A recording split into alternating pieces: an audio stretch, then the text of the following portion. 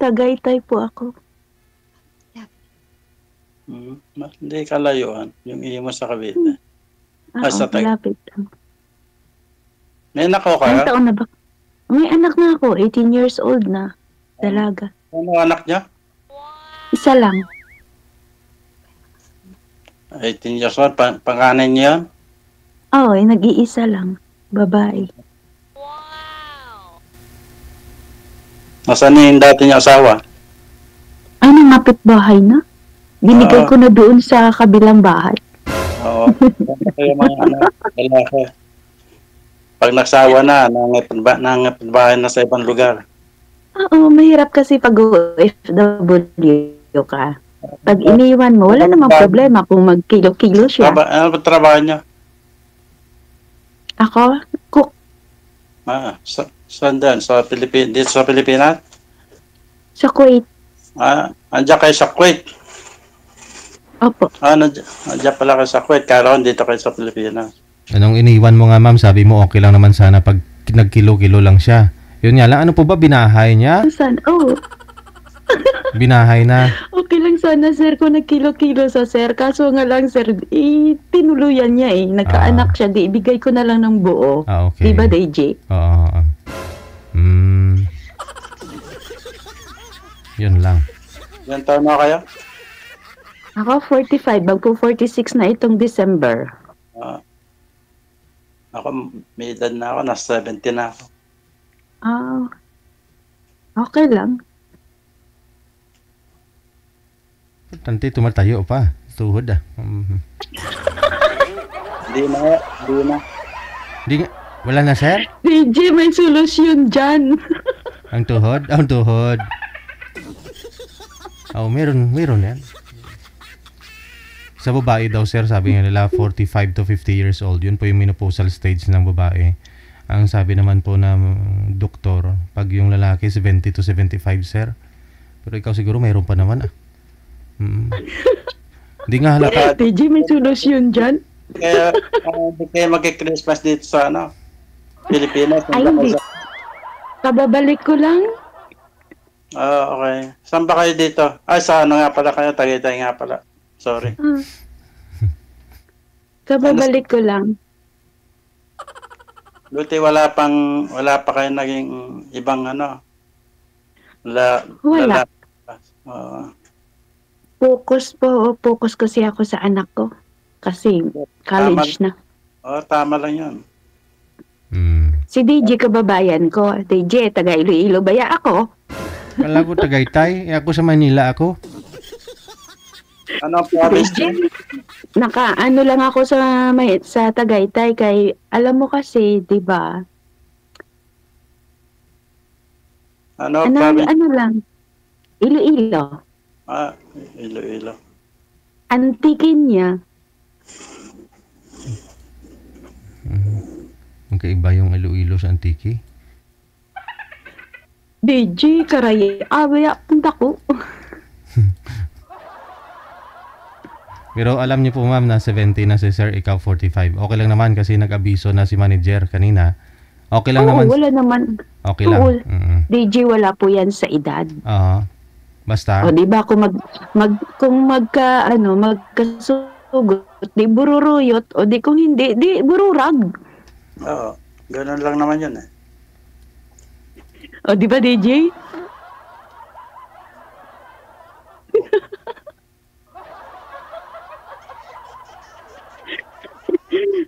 Ano pinagkaabalahan mo ngayon, sir?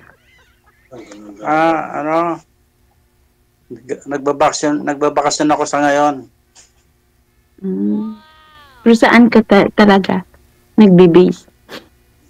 Dito, nasa Cavite ako. May Imus, Noveleta. Sa Noveleta.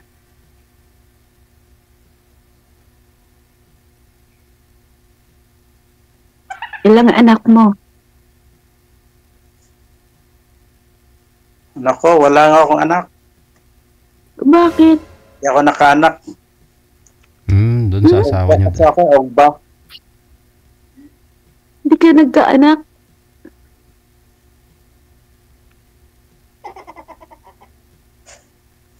Wala, hindi Pero pinalad. nasa na yung, Hindi sana yung pinalad. misis mo?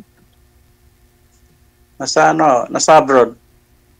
Ah, nagsasama pa kayo o divorce na? Hindi pa, ano pala kami, hiwalay. Ah, hiwalay na pala kayo. Mm. Ganda. Ganda. DJ, di ba? Kayo, ilang years na kayong hiwalay? 18 years na. 18. Hmm. Tagal na rin pala. Nasaan na yung sana may kinakasama na palang iba yung asawa niya? Hindi ko naman asawa yun kasi hindi naman kami kasal eh. Live-in lang. Oo. Ba't hindi kayo napakasal? Ayoko magpakasal sa kanya kasi hindi ko pa siya talagang tunay na kakilala. Ragoy.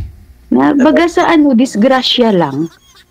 Dapat kung talagang nagmamahal ka, dapat nagpakasal na kayo. Kesa ginamit lang kayo bago iwalay lang kayo. Lalayon At least, diba, at least nalaman ko na maaga pa, nung nag-abroad na ako, nalaman ko na gano'n ang ginagawa niya. O di, bahala sa buhay niya. Ano ba yun? Nag-iwalay kayo? Nasa abroad na kayo o wala pa? Dito na ako. Doon lang nag-umpisa yung pag-iwalay. Pagkatapos ako nanganak, nung nanganak na ako, 2006, 2007, bumalik na ako dito. Ilan taon yung anak niya nung iniwan niya? 1 year na yung anak ko. 2007 ako bumalik dito eh. 1 year. Mm. Nung nag-iwalay kayo ng asawa niya, 1 year na yung anak niya. Mm-mm. Hmm.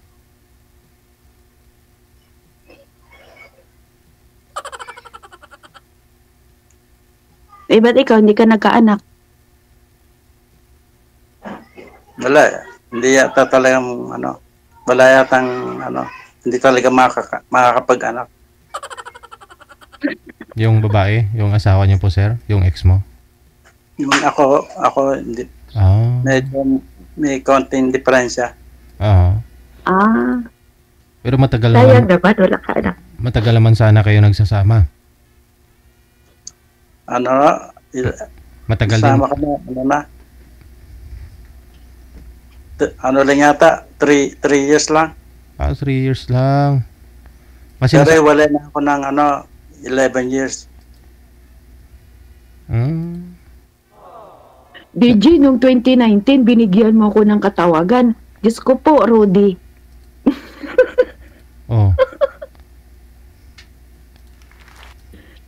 Naku po, Diyos ko po, Rudy. DJ, nanghingi ng pera. Sabi ko, agoy, giatay ka. Binigyan mo. Ay, naku. Ako nagpapakahirap dito tapos ibigay ko sa kanya. Naku, siya, siniswerte. Ano po bang klaseng hingi yung ginawa niya sa'yo? Sabi niya, DJ, sabi niya, total tayo namang dalawa. Sabi niya, pwede mo ko bigyan ng puhunan. Sabi niya, para pag uwi mo dito, may negosyo tayo. Tapos DJ, tawag siya ng tawag. Tapos, sige siya, message sa akin. Sabi niya sa akin, kung okay lang sa'yo, sabi niya, dito ka na dumiretso. Sabi ko, hala. Sabi ko sa kanya, hintayin mo ako pag uwi ko. Nung umuwi ako, DJ, 2013. Ako, Diyos ko po. 2013? Hindi na kayo 2023? bumalik ng... Saan ba yun? Kuwait ba yun? Dito po ako ngayon sa Kuwait. Sa babalik ko lang. Bakasyon na. Umuwi ako, bakasyon, balik. Nasa Pilipinas ka. Pabalik-balik na. Ilang years ang mo dyan, contract? 2 years, pero isang employer lang. 2017 until now, 2020, magta-2025 na. Bali, isang employer lang. New Year. Dito. Makababalik ko lang. Magti 3 months pa lang ako ngayon dito. Sinong nag-aalaga sa niyo? Kapatid ko. Kapatid ko. May kapatid kayo dyan. Hindi po, nasa Iloilo. Nandun yung anak ko eh. Wala sa Tagaytay. Wala po. Ang sa Tagaytay, ano ko lang po. Ano lang po. Pag gusto ko lang umuwi doon, saka na lang ako pumupunta. Bakasyon. Bakasyon lang. Mm. Okay.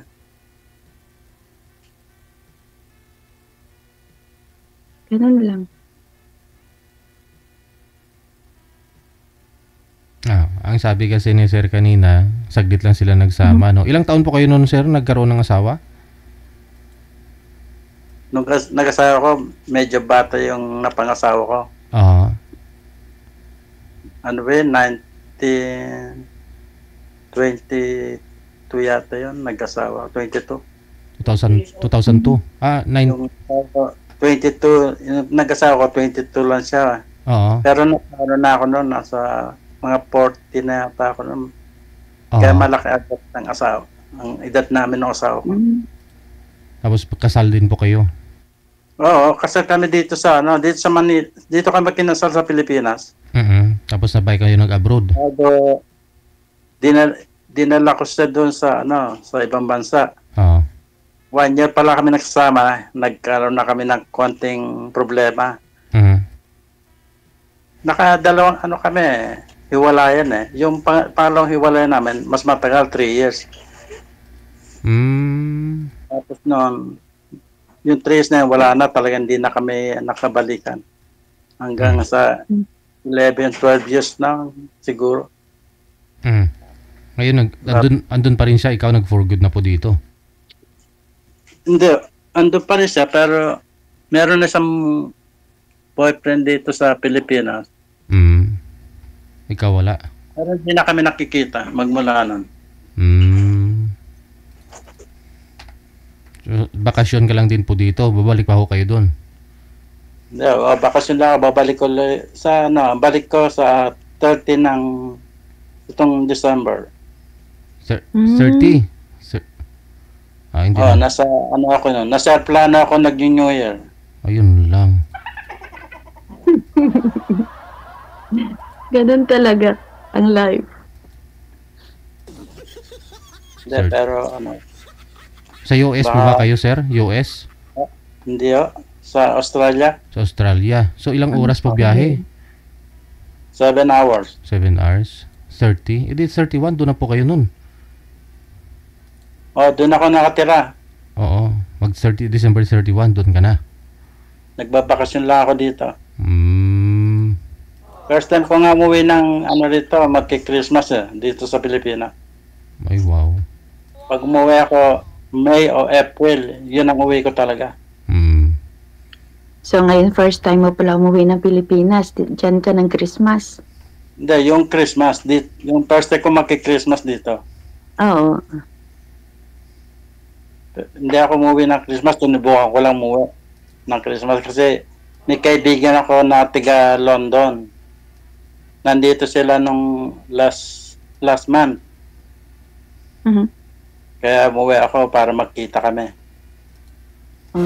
Pero bumalik na sila sa doon sa London. Doon sila magki-Christmas. Ngayon, sir, wala rin po kayong mga anak pala, no? Sino po yung kasama mo mag-celebrate ng Christmas? Ito yung kapatid ko, yung mga kapatid ko dito. Pero wala na rin magulang ko, patay na sila. Mga kapatid ko na lang. Sa kainipag ko, gano'n. Timing, ma'am. Uwi ka muna dito, ma'am. Kumo, Gigi, kababalik ko lang kung pwede nga lang sana eh. Hindi, okay lang naman yan. Next time, kung ano ba? 2026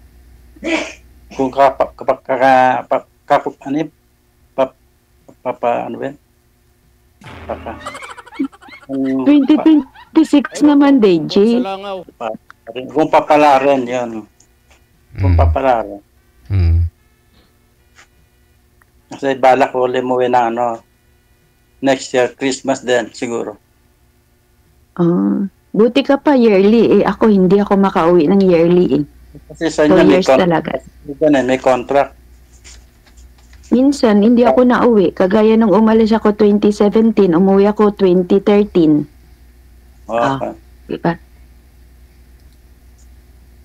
Ako wala naman akong pinipiling buwan. Basta naggusto ako umuwi ng ganung buwan, uwi ako. Saka ito, yung uwi kong ditong December, biglaan lang. Bali, Australian citizen na po talaga kayo, sir, o dual kayo? Oo, doon na taga ako nakatira. Australian citizen na pala si Sir. Oh, yung napangasawa ko doon, kinuha lang yung mag-citizen doon. Basta ako yung nawala. Ayun lang. May kinakasama na po siya doon. Boyfriend pa lang, no? Sabi mo? Wala, boyfriend pa lang. Oo. Pero meron yung mga doon nakakagusto sa kanya, ibang lahi. Ang balita, updated ka pa rin, sir, Oo. Hindi magandang DJ updated siya kasi baka siyempre asawa niya yung DJ kaya updated siya palagi. Hindi pa ako kayo divorce. Hindi kayo nagpa-divorce, sir? Hindi. Naghihintay pa kami kung sino sa amin dito sa Pilipinas ang annulment.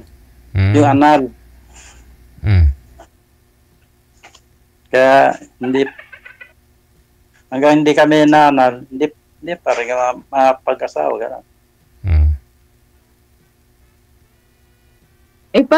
Paano yan, sir? Kung magkakagustuhan tayong dalawa, paano yan? Depende na lang, depende. Ano po ba ang gusto niyo, sir, ngayon? Ano po gusto niyo sa isang babae? Sino? May tinatanong ba kayo? Opo. Kasi mas bata nga ho yung girlfriend, yung asawa mo no? Kaidaran lang siguro ni ma'am, no? 45 si ma'am nung ngayon? Oo. Kaidaran niya lang? Sa totoo, yung asawa ko maganda. Nung pinapakala, ganda siya.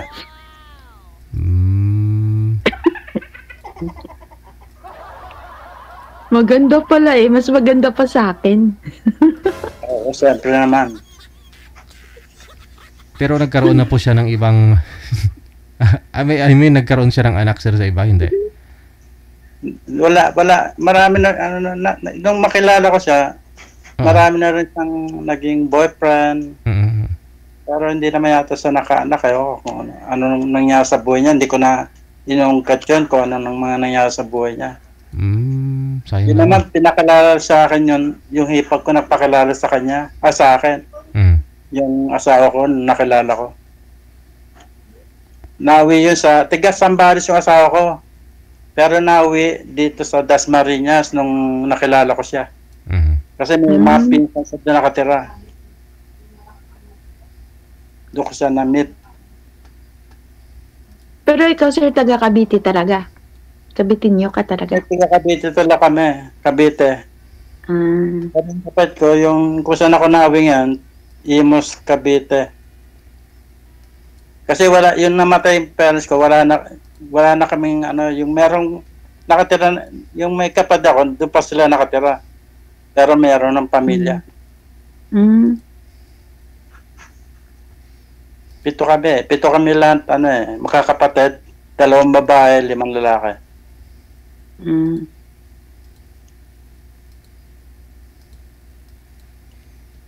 Alam nyo, baka pagbalik ko,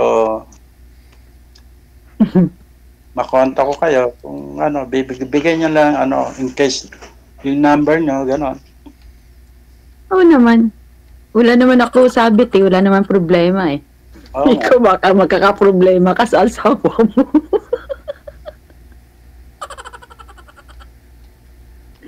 Di ba, DJ? Ang balik mo yan uli sa 2026. Gano'n, 2 years. Every 2 years, mo dyan, contract. Oo. Mali mo, makabalik ko lang ako, gano'n lang. Uwi ako. Minsan, hindi ako na uwi. Pag ayaw ko umuwi, pinipira ko na lang yung pamasahe ko. Binibigay naman ng amo ko Sayang din yun. Ipon ka ng malaki. Nabuti ho, sir. Kasi pag umuwi ka ng Pilipinas, gasto. Talaga, ako nga, sinubukan ko lang alam ko, Christmas, magastos yan Kaya sinubukan ko lang umuwi. Depende naman yun sa paggastos mo. Mm. Kahit umuwi ka ng Christmas, kasi ako pag umuwi dito, hindi naman ako nagagastos masyado.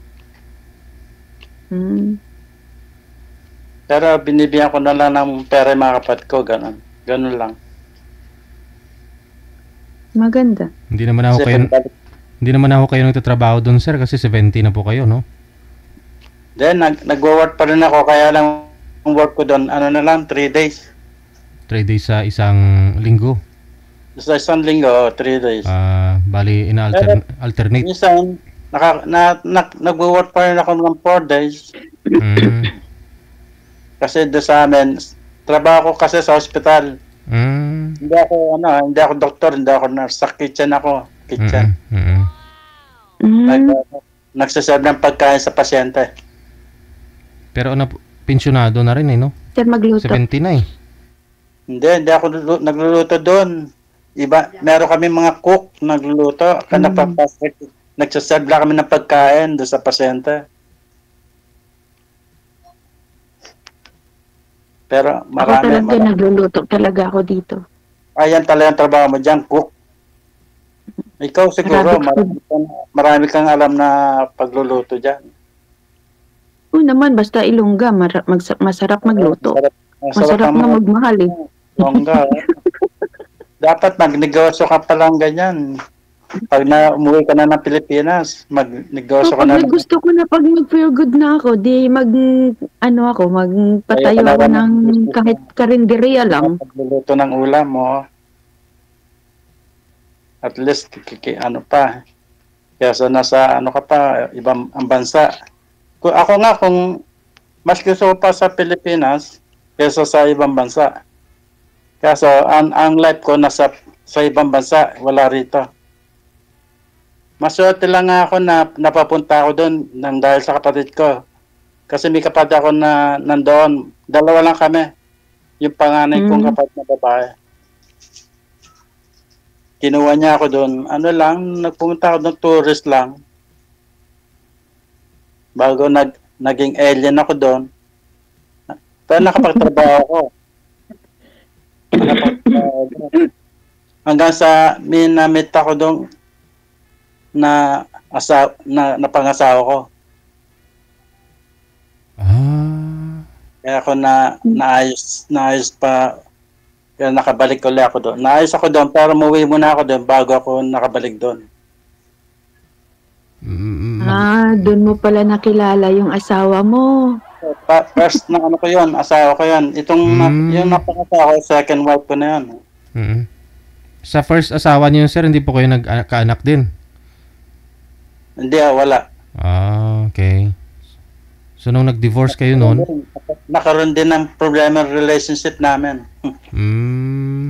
Kaya hindi rin. Pero nagmamahal lang kami, kaso dahil lang doon, meron siya natuklosan sa akin na hindi naman totoo na yung natuklosan niya sa akin. Na? Kasi bago ako pumunta ng Australia, meron akong girlfriend. Aba. Yes. Bago ako pumunta. Nasa linya mo rin pala yan, ha? Yung mga sulat-sulat pa nga akong dinala doon ng girlfriend ko eh. Saka picture. Nung makilala ko yung naging asawa ko doon, nahuli ako sa immigration. Kasi nga alien ako eh. Di yung mga sulat ng girlfriend ko, nabasa nung asawa ko. Saka yung picture ko, nung nabasa, nagalit sa akin. Kala ko hindi niya na ako tutulungan makabalik doon. Tinulungan pa rin niya ako, kahit pa paano. Mas pinili mo pa rin siya, no? Yung asawa mo kaysa sa girlfriend mo dito. Kasi yung asawa ko doon, nag-asawa ng iba. Chinese. Hindi pa kami divorced noon nung nag-asawa. Pero siya nag-file ng divorce, kaya nakapag-asawa siya ng ng Chinese. So at least naging ka na doon. Natulungan niya ka pa rin, no? Yun lang ang pinapasalamat ko. Naging ako doon, na permanent resident ako doon. Tapos ayun na nga, nagkaroon po kayo ulit ng girlfriend, tapos dinala mo din doon sa Australia. Yung girlfriend ko na nandito, hindi na kami nakita noon. Mm-hmm. Kasi usapan lang namin, kasi 3 months lang yung ano namin, punta doon. Kasama kay mother ko. Dahil nag-alaga kami nung pamangking ko, nung kapatid ng panganay namin. Yung nalaga ng mother ko, kasama ko. Yun, tapos noong 3 months, nagpaiwan na ako doon, yung mother ko na lang bumalik ng Pilipinas. TNT ka na, ganun. Kaya nagtago ako doon, ng 8 taon ako nagtago. Kaya nakilala ko na yung asawa ko bago ako mahuli sa immigration. Kaya pala. Mahabang istorya. Tapos tinulungan ka ng asawa mo. Australian to yung asawa mo, sir? Pilipina rin. Pilipino rin siya. Nung nakilala ko siya, ano lang ano ka naman, para kaming magkaibigan lang nung lumalabas kami, kaya hindi pa kami mag-girlfriend-boyfriend. Na-develop ako nung yung 1 year na kami nagsasama, nag-develop ako na-develop sa kanya, kaya ako nagtapat ng pag-ibig sa kanya. Gano'n. Kaya pinakasalan mo. Siyempre, kasi mahal ko siya. 8 taon na pala kayo nagsasama, sir. No? Kaya sa edad ko, mataas pa rin ng agwat, pero okay lang. Itong pangalawang asawa ko, malaki agwat ko. Malaki agwat ng namin, edad. So nakikita pa kayo ngayon? Doon sa Australia, hindi na kami nakikita. Saka ayaw niya rin magpakita na sa akin. I mean ba, yung pangalawa mong asawa, nasaan ngayon? Nasa Australia din? Nandun siya. Yung pangalawa kong asawa, hindi na kami nakikita nun. May boyfriend na yun dito sa Pilipinas. Yun. May boyfriend siya dito sa Pinas. Bukod pa yung mga ibang lahi na nakakagusto sa kanya doon. Ano yan, medyo mahilig sa lalaki. Mahilig sa macho. At least machong lalaki. Parang tinulungan mo rin siya, sir, na na makakapunta doon. Hindi dahil sa akin, hindi siya makakarating doon Permanent na rin po siya. Ano na rin siya doon, citizen. Citizen na talaga. Oo. Kaya kaya okay lang. Talagang kung hindi kami, hindi talaga kami.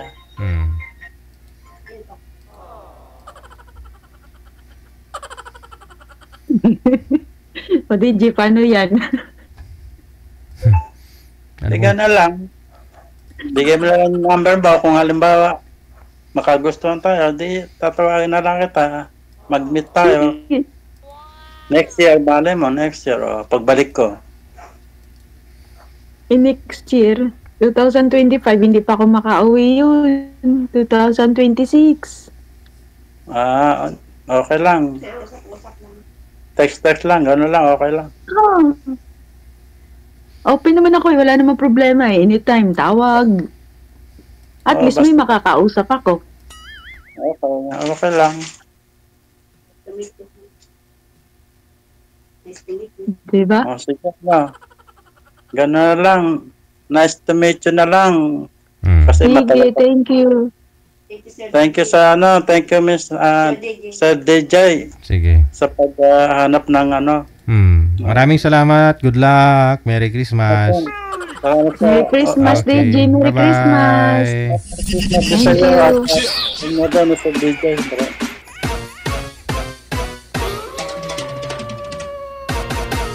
Kalain mo yan, 70 years old.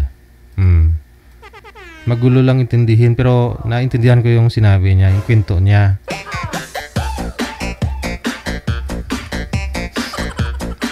Kasama siya, edad niya siguro mga 20 plus pa lang that time. Sinama siya ng nanay niya, magbabantay ng anak ng kapatid. Wali pamangkin niya doon sa Australia. Sinama siya, 20 plus pa lang yung edad niya. So 3 months lang sila doon magbabakasyon, parang ganun. Tapos, may girlfriend siyang iniwan dito sa may Pilipinas. May girlfriend siyang iniwan. Tapos, nag-TNT na siya doon. TNT. At sa 8 taon niyang nagtago, may nakilala siya doon na friend niya, yung palagi siyang lumalabas, kasama niya. Pinay din daw. Tapos, nang nahuli si Sir ng immigration, nakita siguro ni girl, binaluskay ng girl, ang asawa niya na yun yung mga papeles. Siguro nakita niya yung ano doon, mga sulat, mga litrato na pinapadala sa kanya. Ayun. So, nung nakauwi na si Sir dito sa Pilipinas, hindi niya akalain na tutulungan pa siya pabalik doon. Pero tinulungan pa rin daw siya. Ayun. Kahit na sumama loob ng asawa niya na yun, tinulungan pa rin siya pagbalik doon. Pero yun, naghiwalay na talaga silang dalawa. Naghiwalay na. Tapos, habang tumatagal, 40 plus na daw siya, may nakilala siyang 20 plus yata na babae. Yun yung yun yung nireto sa kanya ng kapatid niya. Tinulungan niya pumunta doon. Naghiwalay din, 1 taon lang na yata daw sila doon. Naghiwalay na rin, no? Nagkaroon na rin ng boyfriend yung asawa niya na pangalawa dito sa Pilipinas. Yun pagkakaunawa, intindi ko eh. Ngayon, single na talaga siya ulit.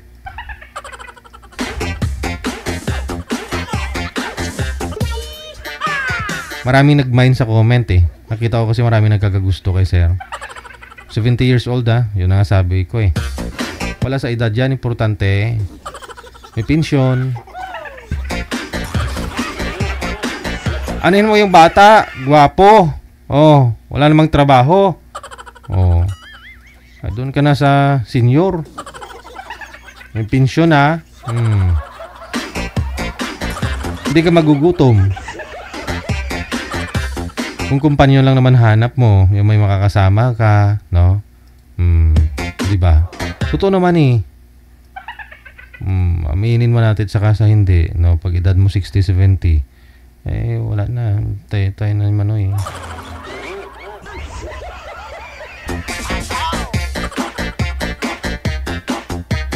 So, gala-gala na lang, magkasama, di ba?